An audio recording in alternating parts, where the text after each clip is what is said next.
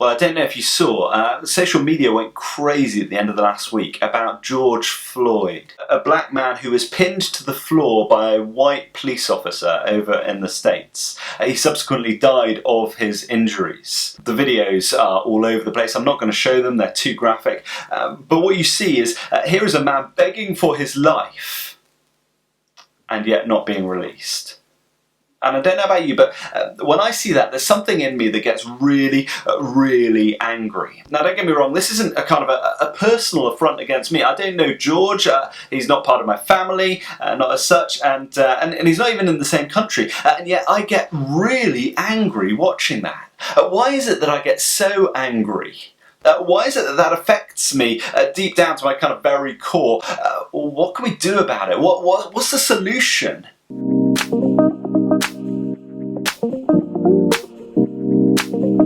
As I see stuff like this, my blood boils.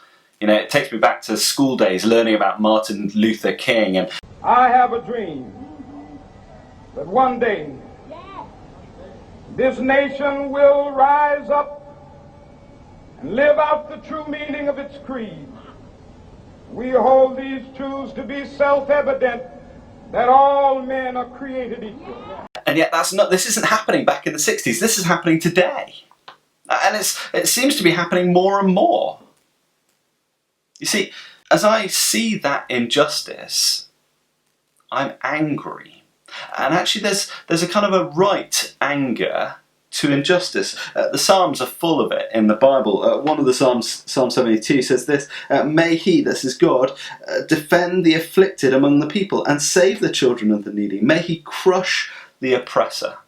This is one of many psalms where the writer calls for God to deal with injustice. We hate injustice. And this is injustice, isn't it? The Bible, it makes clear that whether you are black or white, man or woman, young or old, whether you would describe yourself as able-bodied or disabled, no matter what you kind of struggle with, you are made in the image of God. And therefore you are of great and huge value. And yet here what we see is somebody being treated as if their value is different. Would the same thing have happened if the perpetrator here was a white woman? Well, we've got to be honest, probably not. I have a dream that my 4 little children will one day live in a nation where they will not be judged by the color of their skin, but by the content of their character. And say, what we see is injustice, and we hate that. We hate the injustice, and so what we do is we kind of build up anger. What we see there is a kind of a venting of an anger.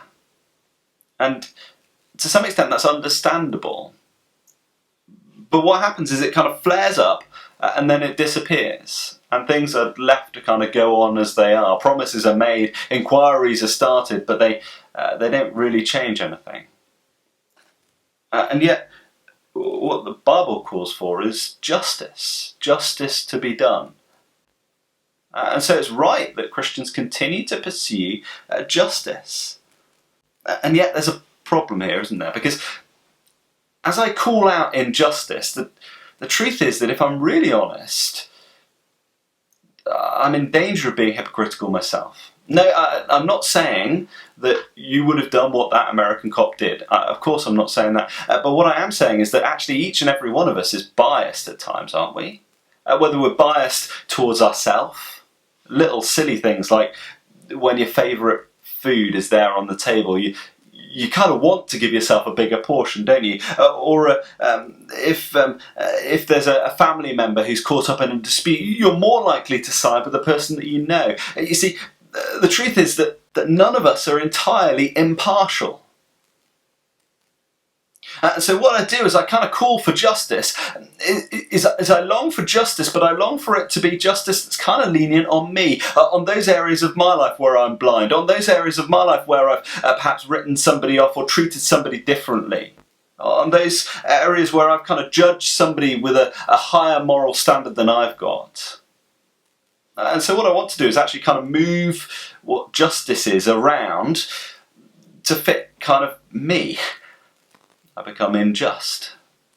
And yet what God says is no, righteousness, being right, is being perfect. And where that's not the case, I demand justice, just as you and I demand punishment for that cop. And this comes then right to the heart of the Christian message, because how can God both be kind of merciful and one who cares deeply about justice? And we see the answer is there at the cross. There, Jesus, the one who was completely just, completely perfect, died on a cross. And as he bled the blood that you and I demand of those who are unjust, of that police officer. He bled that blood. In a way, he who, although he was perfect, was treated like the biggest murderer, the most racist, unjust person, the person who would lie and fix things for himself. He was treated like that so that you and I can be treated like he should be. He swapped places with us willingly. And so as I demand justice, I can do so without hypocrisy. I can demand justice knowing that where I've been unjust, that has been dealt with. Jesus has sorted it. The Bible says at just the right time, Christ died, the righteous, the one who was right, the one who was completely just, for the unrighteous. That's you and me, to bring us to God. So as I see stuff like that, I should be outraged. I should be campaigning against it, but I should also check my own heart. Now, if that's something you'd like to find out more about, please do check out the other videos on this channel. Please get in touch with us, ask us some questions. We'd love to chat with you. But for the moment, thank you so much for listening. Stay safe. Bye-bye.